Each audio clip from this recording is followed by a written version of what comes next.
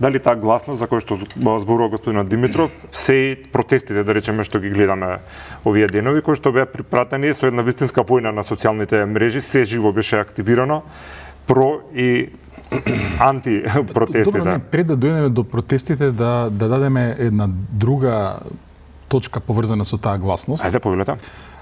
Значи, кога зборуваме за гласноста, она што морам да го кажеме дека во последно време ми се допаѓа во Македонија е фокусот кој што сите го имаме ние на професионалните биографии на луѓето кои што имаат јавни функции во Македонија.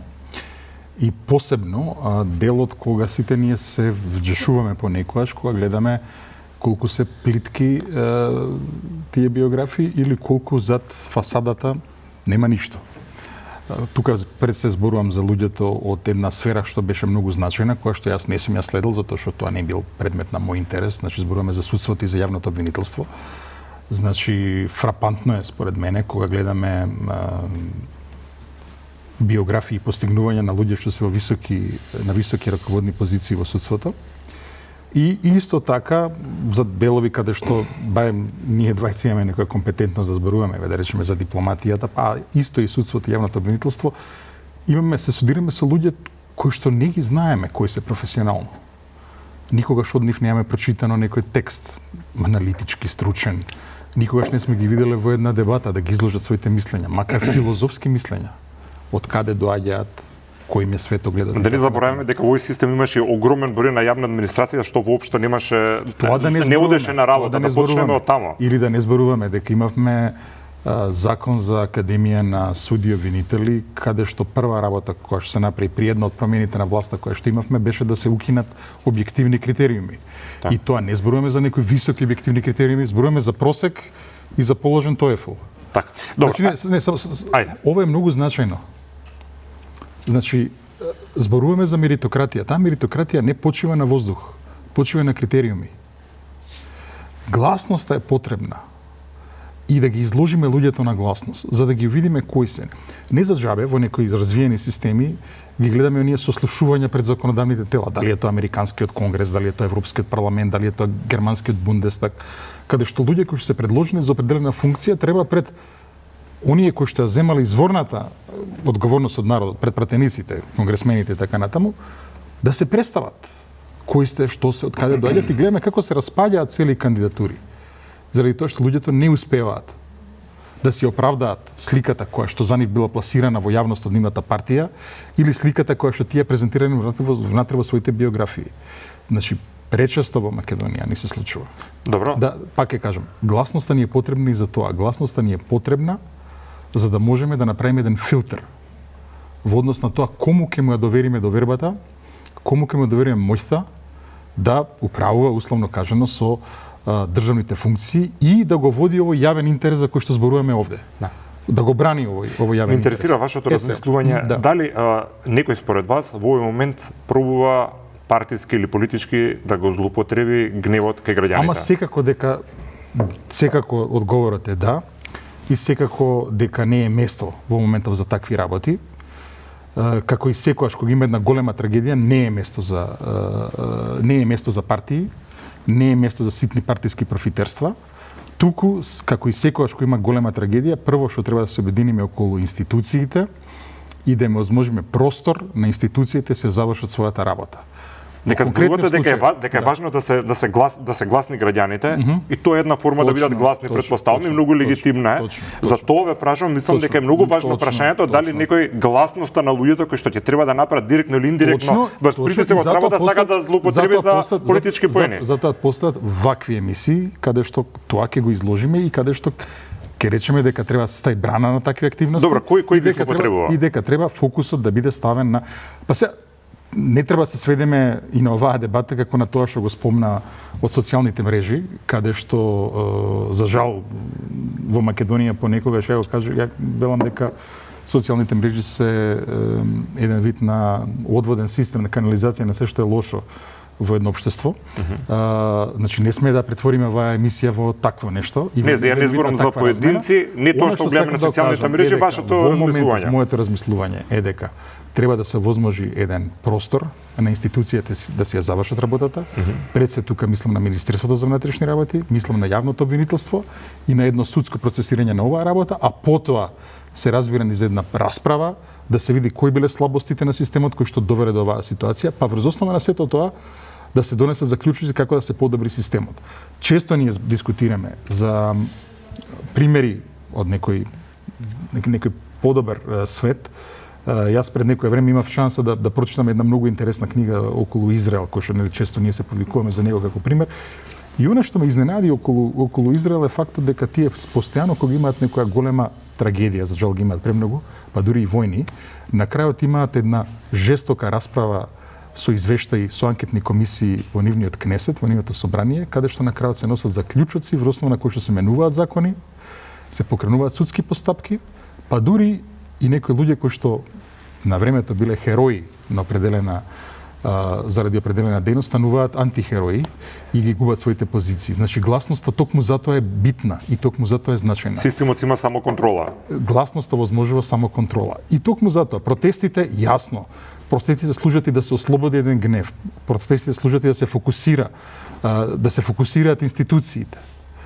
Протестите служат да видат институциите дека имаат поддршка да довршат работата.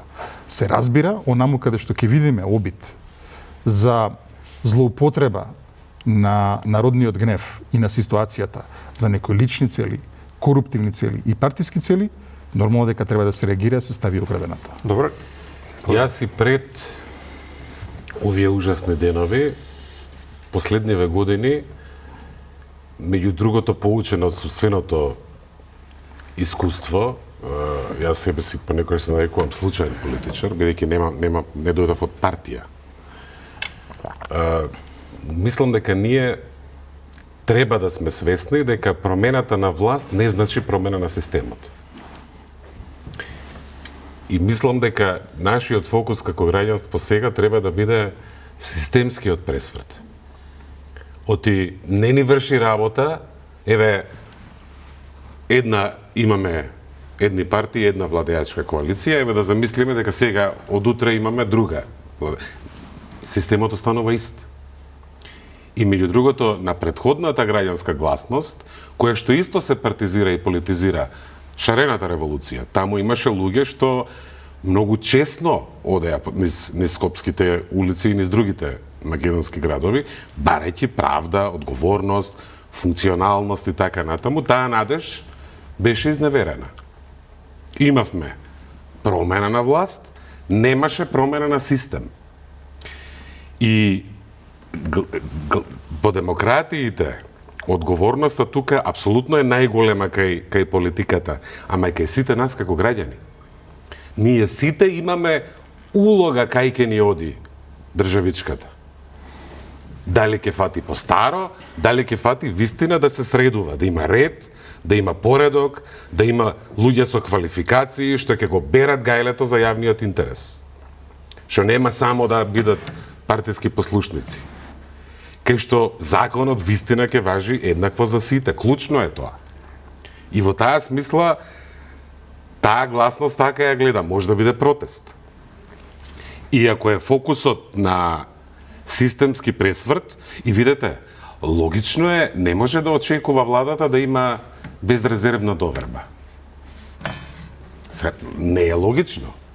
Владата исто ќе биде на тест. Да препознае повикот за системски пресврт. Како што и граѓанството ќе биде на тест да создаде отпор кон партиско-политички киднапирања, да речеме, на оваа граѓанска енергија. Споминавте шарената револуција, господине Димитров, вие учествувавте, бевте дел од неа, директно или индиректно. Директно бе. Да, од оваа временска, добро, сакам да кажам, не бевте во тие организации што беа таму. Да, од оваа временска, за искрен одговор ти ја молам, од оваа временска дистанца, мислите дека шарената револуција и се што се случуваше после тоа придонесува за зајакнување на македонските институции или за нивно ослабување? За жал, бидејќи работите се вратија по старо, клучниот повик беше нема правда, нема мир. Правда не беше баш испорачена. А политиката и системот продолжи да функционира така како што функционираше. Не во се, да речеме, драстично се подобрија медиумските слободи. Вашата фела, пред и после, е неспоредливо подобра, не е мој личен печаток, туку извештаи на организации што тоа го бават, што прават извештаи. Тоа се чувствува. Репортери без граници и така натаму. Последниот, ако не се лажам, ние сме 35-ти во светот, подобри од било која земја во регионот, дури вклучувајќи ги и нашите комши земји членки на Европската унија. Меѓутоа, независни судии, правда и одговорност за сите, не само за другите, туку и за нашите во наводници, и за жал тој за мене многу автентичен, искрен кај многу граѓани повик да не биде, да средиме, конечно да си изградиме државата, да дојдеме на еден постабилен, поцврсто тло, беше изневерен. И тоа создаде една апатија, едно неверување во било што. Во било кој човек, во било која партија, во било која институција. Едно дигање раце, кревање раце од нашава приказна, ама ние... Значи, производот не е баш добар. И мислам дека таа атмосфера на кревање раце не може да биде добра. Оти ние имаме улога, не само како гласачи, туку и што правиме од едни избори до други избори. Може да биде излегување на протест, може да биде подпишување на петиција, може да биде изработување на предлог, туркање на тој предлог да стане реалност. Еве, например, ние сега со исклучителни луѓе туркаме измена во Законот за здравствена заштита, да се намалат дискреционите овластувања на директорите на болниците, да не можат да запослат кого сакаат. Оти они денес можат да запослат најпоследно рангираниот на конкурсот, тој може да добие работа. Тоа е законски овозможено со сегашниот закон за здравствена заштита. Сакаме независна комисија, сакаме младите доктори, најдобрите, да можат да се добијат тоа што им припаѓа. Работно место во македонските болници, не да бараат работа во Дортмунд или во Штутгарт или во Минхен. Не само што бараат, значи, лесно ја добиваат и одат. Значи, по тоа мислам, по таа гласност, по таа граѓанска еден вид активизам, демократијата, ова е преважно, нашата судбина, колективна и иднина е преважна за целосно да ја оставиме некому и да кажеме, ајде сега, не можеме тоа. Во тоа мислам кога велам, никој не заслужува безрезервна поддршка, особено што 1000 пати луѓето се изгорени. Верувале на еден, верувале на друг. Да, за тоа прашав од каде сега оптимизмот да го земеме. Па која ние ќе креваме раце или ќе засукуваме ракави и ќе докажеме дека можеме? Оти македонските граѓани во систем воспоставен со функционални институции многу често успеваат. Ќе си дојдат дома, не успеваат. Нашиот систем не сака многу луѓе со преголем интегритет. Не сака луѓе што имаат силни ставови и мислат со своја глава. И во таа смисла, покрај борбата против корупција, мислам дека е многу важно да го департизираме системот, да го департизираме здравството, да го департизираме образованието, да воведеме ред во акредитацијата на универзитетите. Мора да се собереме и да си почнеме, да си направиме планови и да одиме чекор по чекор. Да, се согласувате околу тоа системот дека не сака многу, не милува многу луѓе со интегритет? Само за една работа не е била дебата, ако за нешто не се согласиме, меѓутоа дека станува збор за една фундаментална работа, имено по промената заради шарената револуција, не даде до слободување и слобода на изразувањето, туку напротив, затоа што припаѓав на другата страна. Можам слободно да кажам дека систематски со сите сили беше гушен опозицијскиот глас, демонизиран, отцрнуван и потиснуван. Оние точки каде што на почетокот можеше да се слушне опозицијскиот глас, како некои ТВ станици, беа од сите аспекти не само гушени, туку имаше обиди да се згаснат и финансиски во секој смисол. И не само тоа, врвот беше кога буквално и социјалните мрежи, заради тоа што во Македонија организациите кои што во тоа време беа, како ги викаат тие факт-чекери едно друго, беа злоупотребени директно од власта, со цел оние што беа најистакнати опозициски гласови да бидат потиснати. И интелектуалци, и новинари, и сите, и без разлика. Мислам, можеме да се повикуваме на било кој извештај од релевантни институции. Меѓутоа, понекогаш нештата мора да се наречат со вистинско име. Постоеше едно систематски обид да се замолчи секој опозициски глас. Посебно во моментите кога се спроведуваше преспанскиот договор и потоа ослободувањето дојде во моментот кога толку забега претходната власт и кога корупцијата беше толку се присутна, кога опозицијската јавност направи една резонанса и кога општеството веќе почна драматично се ослободува и да ги кажува своите гласови. Не сакам ова да го кажам затоа што зборуваме за нешто друго. Зборуваме за Кочани, зборуваме за една друга трагедија. Не сакам сега да се враќаме во една друга јавност, но мораме да го кажеме. Значи тоа не беше една славна епизода. Не, проблемот е долги години, за тоа го анализираме целиот. И токму заради тоа сметам, не се вклучувам во целата ова што рековме размената. Секој нека си го каже своето. Немам ја проблем со тоа. Секој да излезе и да си го каже своето. Имам проблем кога се злоупотребуваат институциите да се системски, да се замолчат гласовите, условно кажано, на другата страна. Во еден демократски диалог, лесно ќе се разбереме кога ќе ги соочиме аргументите. Но да се вратам на ова, зашто не спомнуваме имиња. Мораме понекогаш да спомнеме имиња. Се сеќавам и покрај тоа што бев дел од опозицијски настроената јавност. Во еден момент кога председателот Радев го нападна председателот Пендаровски, со кој што јас не се согласував и се уште не се согласувам, јас јавно излегов и кажав дека Пендаровски е мој председател, јас стојам зад него, затоа што беше брутално нападнат и на еден многу безобразен начин од председателот на Република Бугарија Радев. И во конкретниот случај сега мора да се каже дека носител на одговорноста и најизложен човек во системот во моментот е министерот за внатрешни работи Панчо Тошковски. Тој заслужува довербата во моментов, да му оставиме простор, излегува во јавност, не брифира, кажува кои акции ги превзема. Сметам дека добро се снаоѓа со функцијата, сметам дека добро ги води работите. За прв пат после подолго време, не памтам од кога, имаме министер за внатрешни работи кој што не делува на типичен македонски партизиран министер за внатрешни работи. Туку делува на човек кој што е достоен до својот повик како правник и се труди да биде одговорен кон правото. Се разбира, ќе судиме на крајот кога тој ќе каже својот завршен извештај. Исто така и во системот на власта. Значи тука зборуваме за премиерот, за владата, за председателот и така натаму, да им оставиме на нив како во моментов тие во нивни раце е државното знаме. Во вакви моменти нацијата треба да се обедини околу државното знаме. Да оставиме нека завршат овие постапките поврзани со расчистување на сите нешта околу трагедијата, а потоа имаме доволно време да судиме. Ама не е само таа трагедија, господине Буцевски. А се спомна и модуларна, Дурмотур, милион случаи. Значи, ако сакаме да го се бара разрешеше на се. Ако сакаме да ги разводниме работите, сега ќе почнеме да разговараме за се.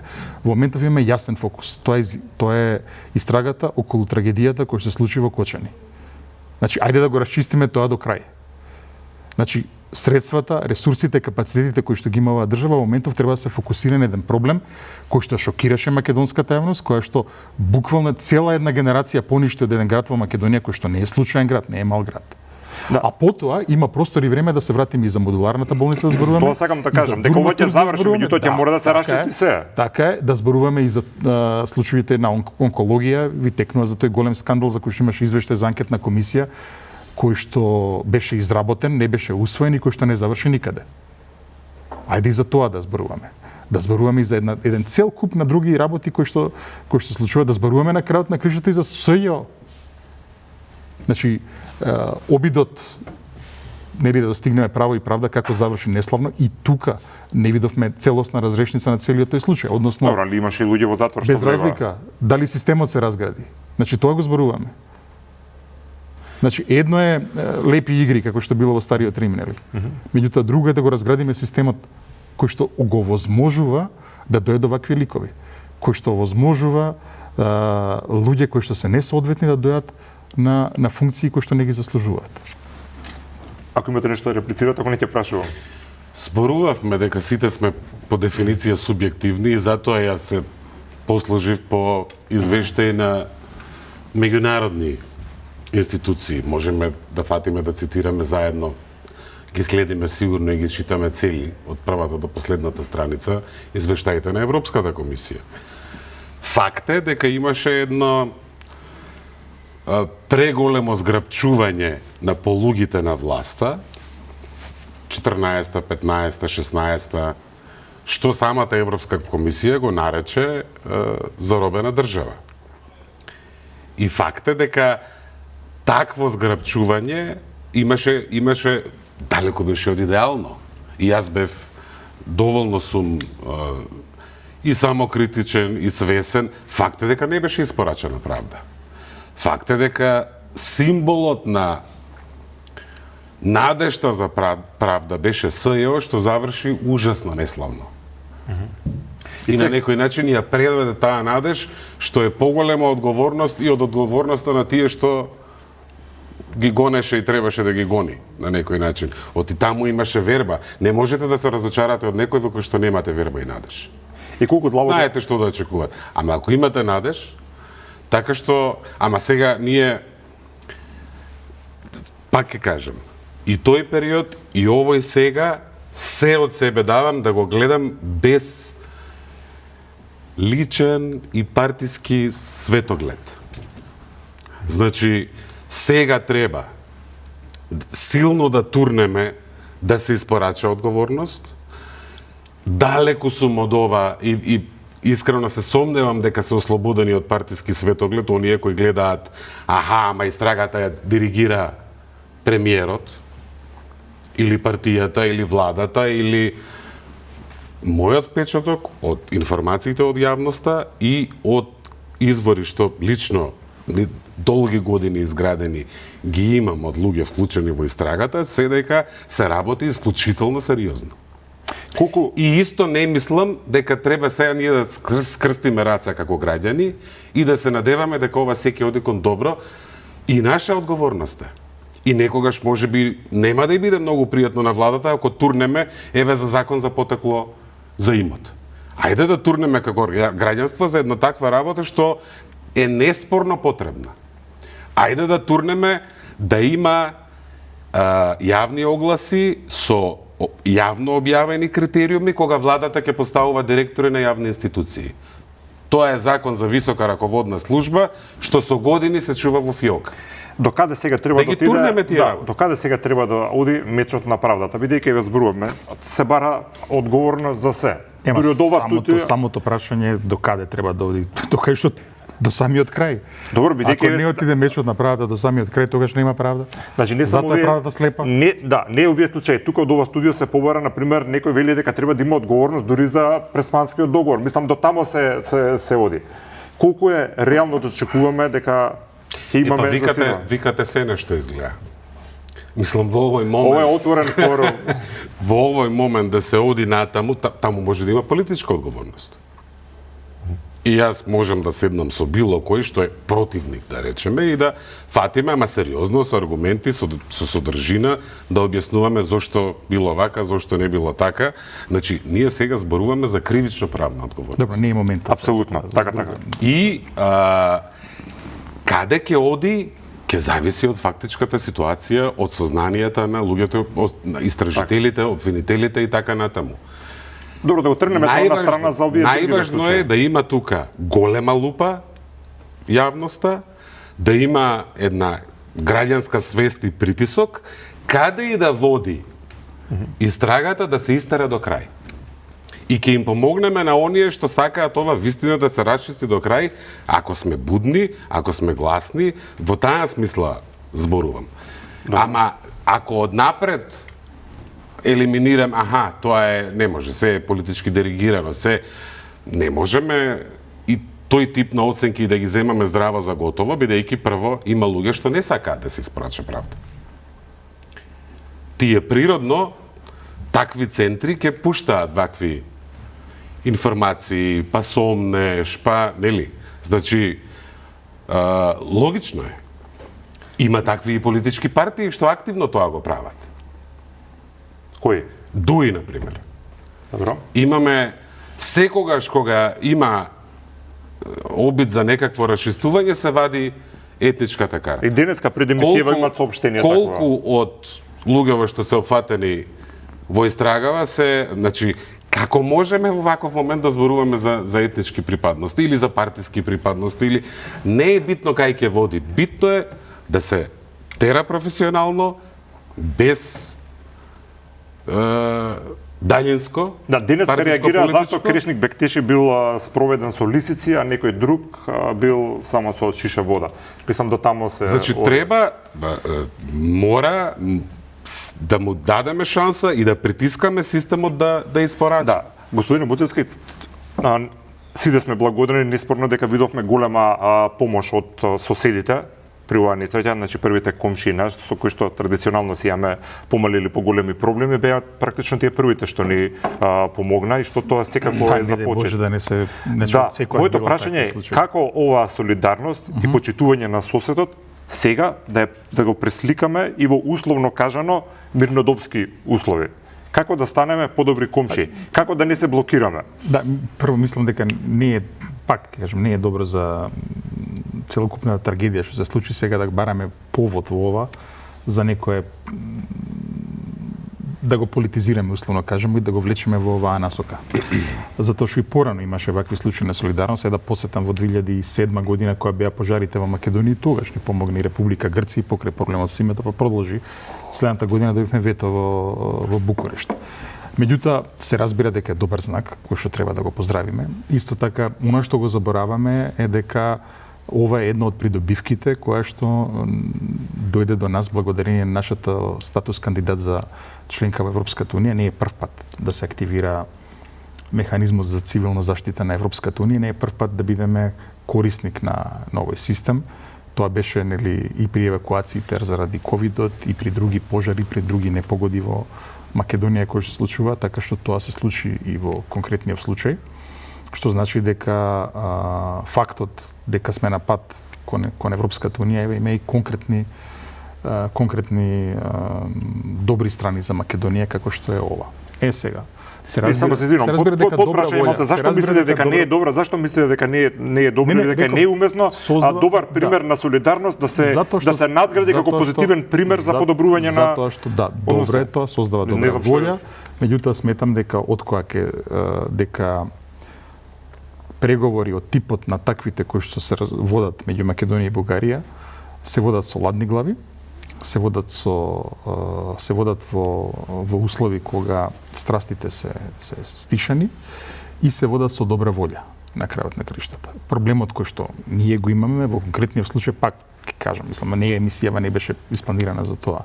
Проблемот е со тоа, добрата волја. Значи, во моментов... Не зашто за тоа беше, за повеќе теми разговараме. Имаме една страна која што не приоѓа кон овие разговори во добра волја. Не само тоа, ние можеме да видиме дека на Балканот има и поинакви примери. Има примери на земји кои што поинакво се однесуваат кон своите соседи. Ние видовме како Италија се однесуваше, да речеме, кон Словенија и кон Хрватска, без разлика на нивните историски проблеми, без разлика на тоа што историските комисии уште работеа во моментот кога нивната европска интеграција беше на дневниот ред. Гледавме и Германија и Австрија како се однесуваше исто така кон овие земји уште додека беше во овој ред. Гледаме се Унгарија како се однесува кон Србија, независно на една тешка историја која што има тие две земји во целата оваа ситуација, а во нашиот случај гледаме една кратковидост околу целата таа работа и во тој контекст сметам дека откоја ќе се создадат услови со добра волја, може да се пристапи кон целата оваа работа, затоа што на крајот на криштата да се разбереме, за жал се создаде лоша атмосфера помеѓу двете земји. Прво треба да се испумпа овој отров кој што постои во јавноста пред се во Македонија, заради тоа што Македонија беше предмет на вето кое што воопшто не е заслужено. Малку да се симнат ова високото ниво на интензитет во односите, пута да се седне и да се разговара отворено. Добро, во студио имам уште 10 минути од емисијата, имам двајца дискусни дипломати, мислам дека можеме да поразговараме малце за овие работи, имајќи предвид дека според многу мене и вие ќе се сложите дека реформирањето на институциите на системот би било многу побрзо доколку сме во процес на преговори или за членство во Европската унија, токму и во тој контекст го прашувам ова. Што сега мислите дека ќе се случува во однос на евроинтеграцијата? Имаме една нова геополитичка реалност со доаѓањето на Трамп. Вие сте против овој договор што беше со Бугарија, тоа многу пати го кажете, односно за преговарачката рамка како се донесе. Што треба сега да за пакетот, да, целиот во јули 22 година. Прво, дека зборуваме за помошта од комшиите и солидарноста, мислам дека ред е да потенцираме една и да изразиме една благодарност. Апсолутно. Голема човештина тука се покажа. И можеби една надеж дека ние како регион ќе растеме и ќе научиме да бидеме почовечни едни кон други и поголеми пријатели едни кон други и тогаш кога немаме големи несреќи. И тогаш кога има радости, и тогаш кога има нормални ситуации едни, ама отвара ова таква човештина и солидарност, отвара канали. Може би треба и да се обидеме малку. Ама како регион да научиме тоа што да речеме скандинавскиот регион го научил, да се бидат тука и во добро. Инаку апсолутно голема благодарност и на државите и на нивното граѓанство. Дека многу Бугарија имаше редици граѓани што донираа крв, така. Донираа крв кога беше потребна и така. Очигледно има дека некои викат во лошо се познават пријателите, меѓутоа недобрите пријатели се познаваат и кога е добра ситуацијата. Јас мислам дека европскиот успех на нашата Македонија е многу добра работа и за нашите комшии. Логично е. Економскиот развој ќе зголеми размена. Една силна демократија со функционални институции што расте економски е добра вест за сите околу нас, за целиот регион. И тие имаат влог на некој начин во а држава што со слаби институции што мака мачи економски не е добра за нашите комшии. Така што е сега ова бара визија, ова бара вистинско лидерство, ова бара подавање рака. И мислам дека со кризата која што не може да се скрие, има еден, ајде да ја наречеме предизвик во трансатлантските односи. Има предизвик што не се јавил во ваква форма со децении наназад. Во тоа кое што ние мислиме кога велиме Западот. И еве идниот германски канцелар Мерц на ноќта на изборите, веднаш имаше емисија по изборите, тој рече: видете, ние треба да сме свесни дека очигледно ќе мора многу повеќе да земеме одговорност за својата иднина како европски континент. И дури рече, не ми се верува што ќе кажам, на телевизија во јавност во Германија рече: ние можеби не знаеме точно што ќе се случува со НАТО алијансата. И сега во една таква ситуација на разнишеност глобална, очигледна е потребата од консолидација на континентот, од кој ние сме апсолутно дел. Не може Европа да почне да се го бере гајлето посериозно, да се организира, да станува поспособна себе си да се брани, да преземе повеќе одговорност за својата безбедност, а ова со Балканов да остане вака од страна како до сега и да остане статус кво и ништо ново да не се случува. И во таа смисла потребно е некаде се назира, не е доволно во активност едно европско лидерство да се заврши незавршената работа на Балканот. Очекувате такво нешто да се случи? Па јас на тоа работам. Јас бев сега пред некој ден бев во Виена со 9 земји членки. Имавме цел ден округла маса околу одлучувањето во процесот на проширување од почетокот до крајот се што се случува во средина да се носи со квалификувано мнозинство, а не со консензус. Очигледно е дека зависно како се бројат, некои велат 120, некои велат 150, комесарката Кос рече 150 во еден јавен настап, 150 шанси има за блокада. Ако остане вака, а проширувањето ни е вистина важно како континент во овој момент, не може да го оставиме вака процесов до бескрај. И вие велите полесно ќе се реформираме и подобро ќе си го средиме системот ако имаме вистински процес на преговори. Тоа е точно тогаш кога нашиот успех ќе се валоризира во зависност од тоа колку ние ќе испорачаме, например, на полето борба против корупција. Ама ако тој процес е вака измешан со билатерални прашања, што не се баш европски прашања од овој век, околу македонскиот јазик, околу македонскиот идентитет, околу историска комисија да мора да испорача една историска вистина, тогаш тој процес, како што видовме последниве 3 години, ќе се претвори во својата спротивност. И ние бевме сведоци дека во името на ЕУ со европско знаменце се зајакна неказнивост преку измените на кривичниот законник. Очигледно, јас сум реалист денеска. Ако сакам да кажам дека дел од овој дефетизам што го зборуваме е и тој дека ние условно кажемо, но треба да се бориме за да станеме земја членка на Европската унија. Мислам дека Македонија не само што заслужи, туку презаслужи не почеток на преговори, членство во Европската унија. Значи да не се занесуваме ниту една од земјите кои што влезе во Европската унија, па и земјите основачи кога ја основале Европската унија не биле без проблеми. Посебно без овие проблеми што сега ги нотираме, како што се проблемите со правосудството, корупцијата, демократија и така натаму. Веќе постојат сериозни држави во Европската унија кои што кажуваат многу јасно и гласно дека земјите кои што предничат во однос на приближувањето кон европското законодавство, како Македонија, Србија и Црна Гора, можеме скомотно да ги издвоиме како дека може утре да влезат во унијата. Без унијата тоа да го почувствува, условно кажано. Меѓутоа тоа не се случува заради некои други математики. Така што во тој контекст ние не треба да се срамиме и треба тоа отворено да го кажуваме. Македонија заслужи да биде одамна членка на Европската унија. Постигнувањето на стандардите значи усогласување на Македонија со стандардите на единствениот пазар. Тоа е тоа. Она што ние го сакаме е нешто повеќе и нешто што нас ке не приближи до успешните држави пред се од западниот дел и од северниот дел на Европа.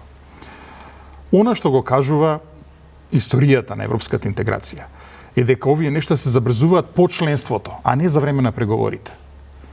Значи Брисел е далеку помоќен во земјите. Да кажа дека реформата на системот ќе нема никаква врска со процесот на преговори? Не, ќе има врска, меѓутоа забрзувањето на овие реформи се случуваат после членството. Забрзувањето на економскиот развој се случува после членството. Во моментов сите испитувања и економски, ако сакате, покажуваат дека само еден мал процент од економскиот раст на земјите кои што влегуваат во Европската унија се темели на овие структурни кохезивни фондови. Дека најголемиот дел од економскиот раст кај овие земји се темели од фактот дека тие стануваат дел од единствениот пазар. Што ми е поентата? Поентата ми е влијанието на Брисел, влијанието меѓу другото на успешните земји членки е далеку поголемо ќе биде во Македонија и во Скопје после членството. Во тој контекст сакам да кажам дека Македонија воопшто не е земја, ние двајцата сме раководеле со системот на европска интеграција, тука можеме да кажеме за фалинките многу да зборуваме. Меѓутоа, не е овој процес за Македонија непознаница. Не е ова нешто кое што Македонија допрва ќе треба да го усвојува и допрва ќе треба да го допрва ќе треба да се согласува. Во моментов клучно за стабилноста на регионот на Балканот и за стабилноста на европската безбедносна архитектура е Западниот Балкан колку што можно поскоро да стане дел од Европската унија и сметам дека дел од ова како Македонија треба да почнеме да зборуваме во тој. Ви благодарам на двајцата за учеството во вечерашната емисија и за вашите ставови, почитувани и информации за вас дека утре во терминот на Само вистина нема да има нашата емисија, туку ќе има Телетон кој што го организира Канал 5, отворена програма од неколку часови со присуство на огромен број политичари, спортисти, уметници, се со цел преку јавување на телефонски броеви да се соберат средства за помош на настраданите и нивните семејства од Кочани. Ви благодарам што бевте со нас и вечерва и останете со програмата на Канал 5.